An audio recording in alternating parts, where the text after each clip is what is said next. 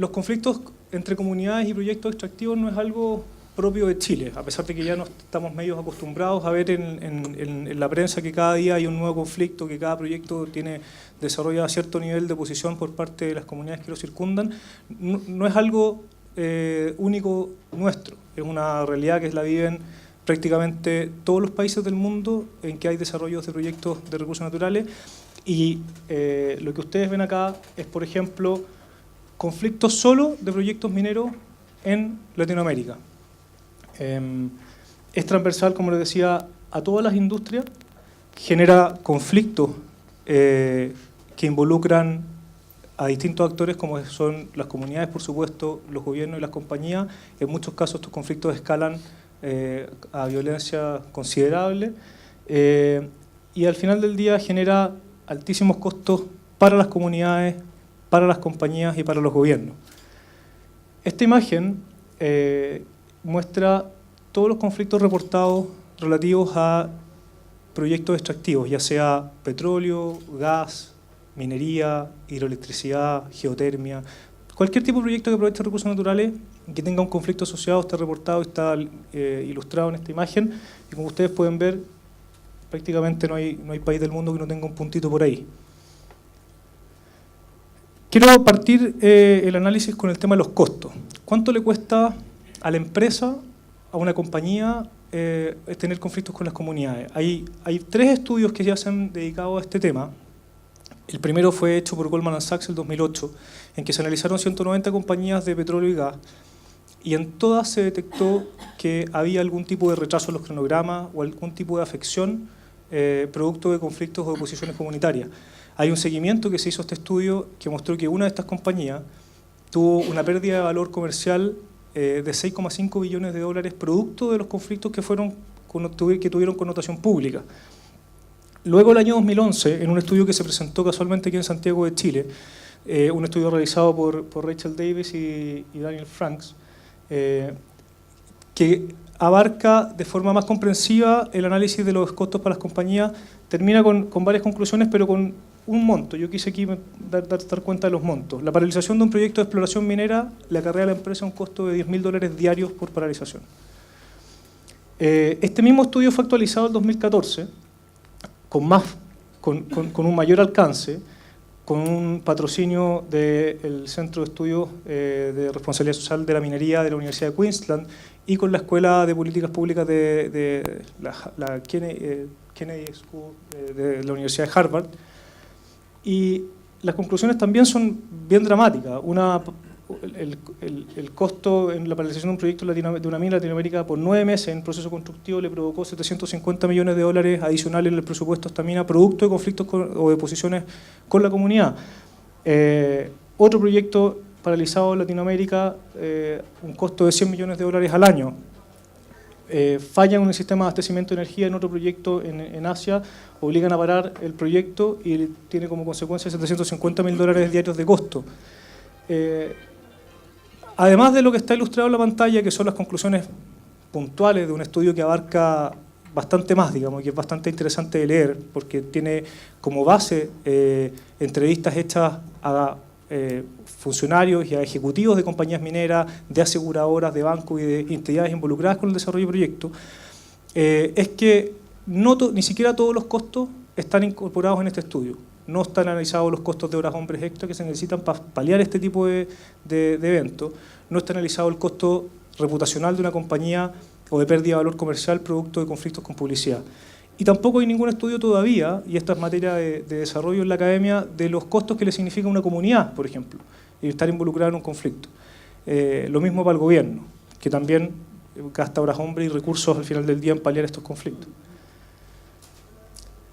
Es interesante también observar cuáles son las causas que fueron detectadas como génesis de los conflictos entre proyectos y comunidades. Quiero destacar acá que las causas principales de conflicto son los temas medioambientales. O sea, al final del día la preocupación de la comunidad está puesto en las modificaciones que el proyecto tiene del medio ambiente que lo circunda.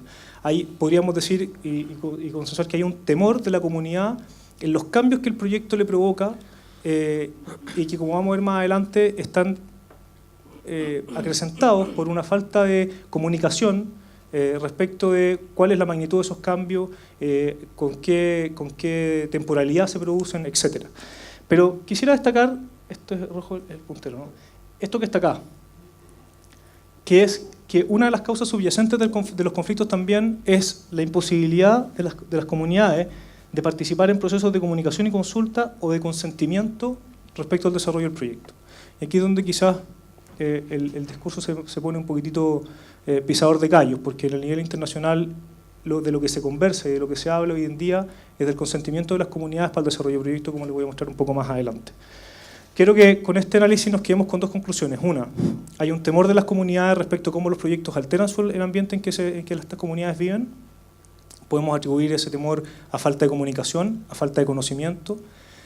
Y hay una inquietud de las comunidades de participar en los procesos de toma de decisiones relacionados con los proyectos.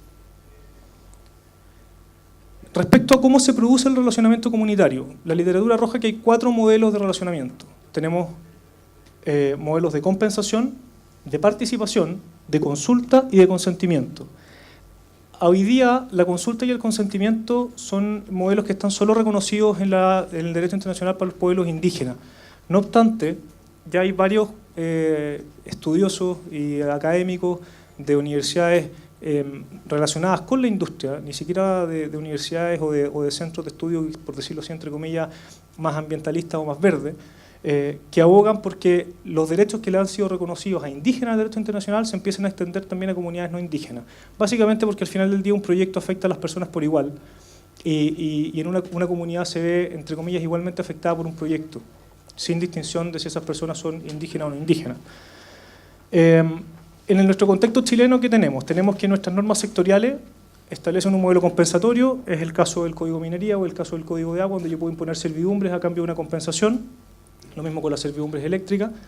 En el CEA tenemos que hay participación, como es la participación ciudadana que está establecida en el proceso de evaluación de impacto ambiental, y producto de la ratificación del convenio de 369 incluimos el modelo de consulta, con el que hemos tenido bastante desafío para poder implementarlo. La pregunta es que si estamos bien enrielados o estamos viviendo un cambio de rumbo respecto a cuál sería el modelo que hay que aplicar. Y en este sentido, este es el estudio que yo les contaba, costos de los conflictos entre compañías y comunidades en el sector extractivo. Es un estudio que no es muy complicado leer y está disponible en internet en forma gratuita para el que lo quiera leer. Es súper interesante leer y está redactado de una forma muy amigable también. Pero quise rescatar aquí algunas citas del mismo estudio. No las quise traducir para no alterar el sentido de quienes las puedan leer, no obstante las podemos revisar. Muchos entrevistados hicieron hincapié en la necesidad de evitar el apronte clásico de costo-beneficio para manejar los riesgos sociales. O sea, hay que alejarse del modelo normal de costo-beneficio a la hora de analizar los riesgos de conflictos con las comunidades. Se percibía la necesidad de integrar de mejor manera el desempeño social, el desempeño de objetivos sociales y de indicadores de desempeño social en las compañías. Y por último, cuesta traducir, tengo un segundo para poder hacerlo bien, digamos, no embarrarla.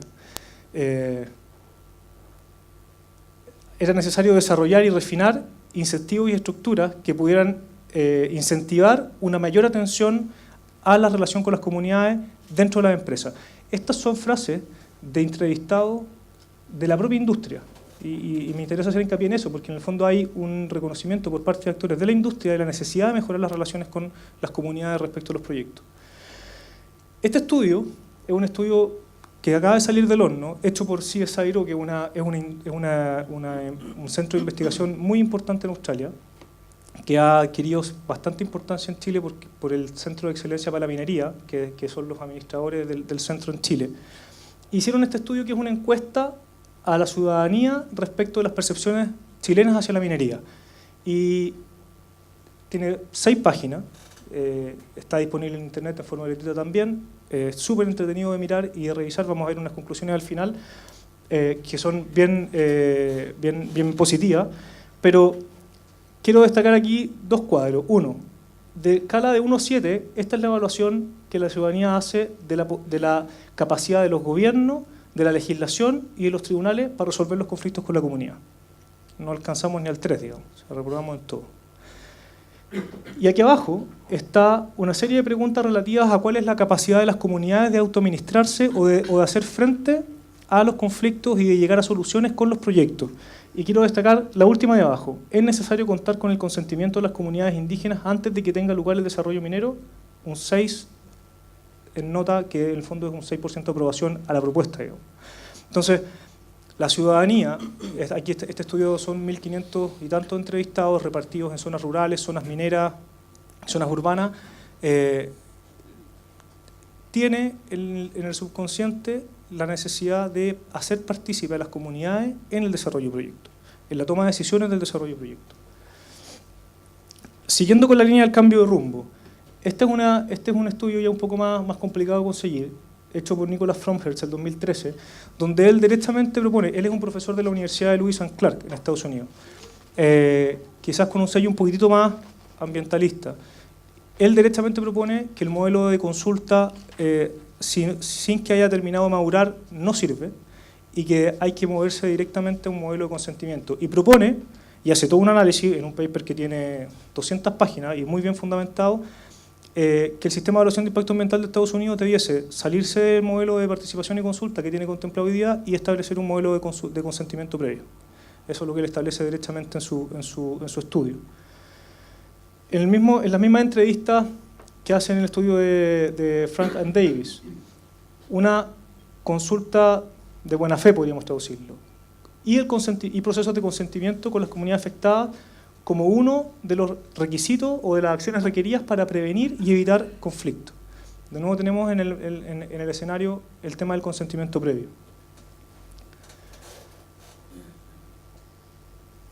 Un estudio de Kemp and Owen del 2012, en la misma línea. Una agenda que pueda balancear las necesidades comerciales con expectativas mucho más amplias de parte de las comunidades al momento del desarrollo de proyectos. Todo este análisis académico y estas muestras que hemos visto han ido desembocando en nuevas prácticas en algunos países y por algunas industrias. Quiero contarles de un caso en Reino Unido, que me tocó vivirlo bastante de cerca mientras estudiaba en Escocia. Una empresa desarrolladora o una empresa que se dedica a extraer gas de esquisto, shale gas, se vio enfrentada a la posición más del 80% de las comunidades que se iban a ver afectadas por el proyecto. Hubo encuestas y el rechazo al proyecto era gigantesco. Y la forma de enfrentarlo fue mediante un acuerdo con las comunidades en repartir beneficios. Y la empresa terminó repartiendo el 6% de sus utilidades, o terminó llegando a un acuerdo en que repartía el 6% de sus utilidades entre las comunidades directamente afectadas. Y se estableció un criterio territorial, tantos metros o tantos kilómetros alrededor del pozo de perforación tenían cierto porcentaje, los más lejanos menos, los más cercanos más porcentaje.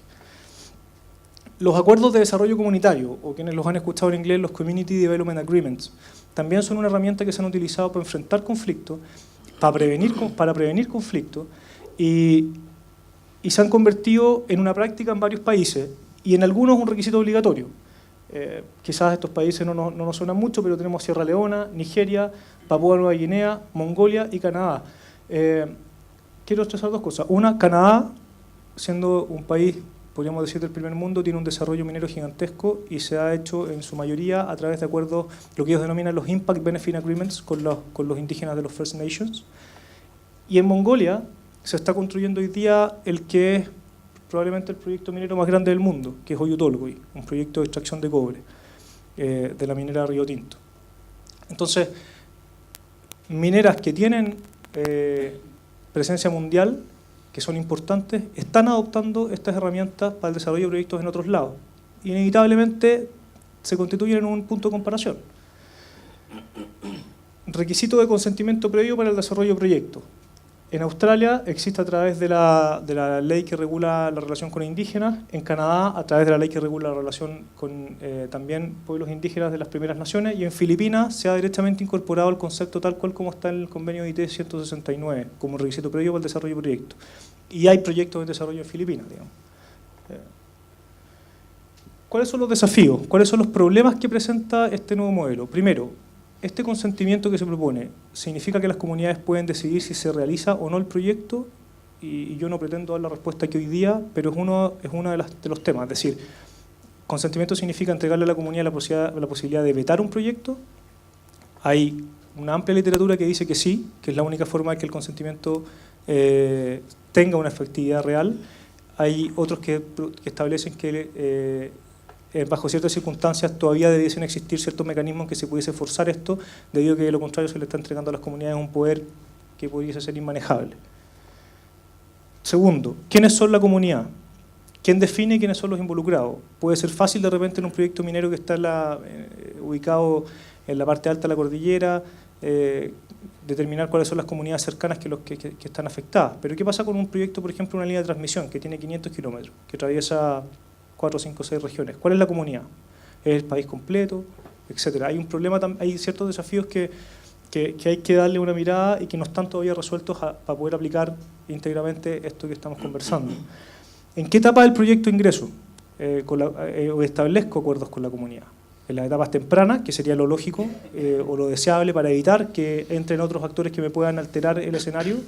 Pero ¿qué pasa si todavía no tengo ni mi factibilidad del proyecto?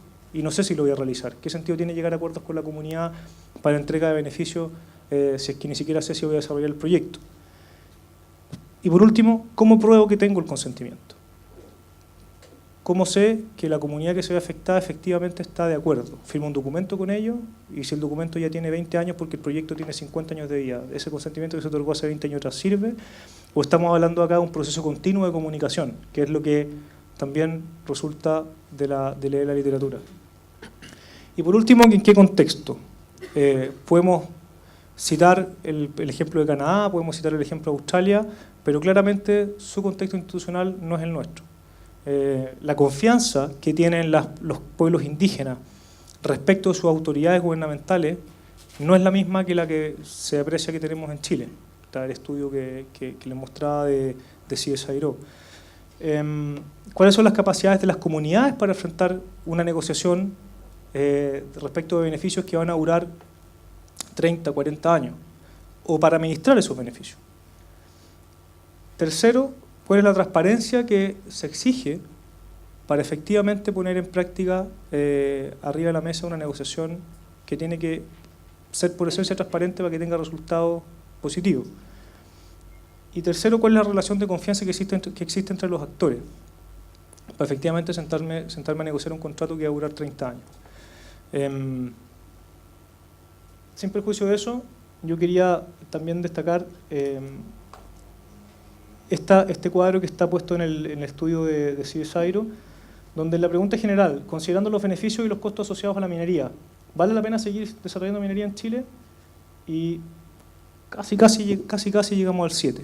O sea, así como la gente cree que las comunidades debiesen participar en los procesos de toma de decisiones, la gente que fue encuestada acá, estamos hablando de 1.500 y tantas personas, también cree que la minería es un beneficio para el país y que debe seguirse desarrollando. Por lo tanto, el desafío existe. Nadie está hablando aquí de cerrar las puertas, sino todo lo contrario. Tenemos que buscarle la vuelta a esto y poder avanzar. Y las palabras finales: la meta que se propone para este sector es contar con una industria de vanguardia, tanto en su liderazgo productivo y de innovación, y que al mismo tiempo ese desarrollo esté en completa armonía con el entorno natural y su interacción con los seres humanos que habitan ese lugar, a través de la seguridad de sus procesos productivos y sus faenas, y que el quehacer industrial se lleve a cabo en un marco de buenas relaciones con las comunidades contiguas. Cualquiera habría pensado que eso era una declaración de intenciones o una política pública. Bueno, ese es el fallo de la Corte Suprema para el caso que nos convoca hoy día.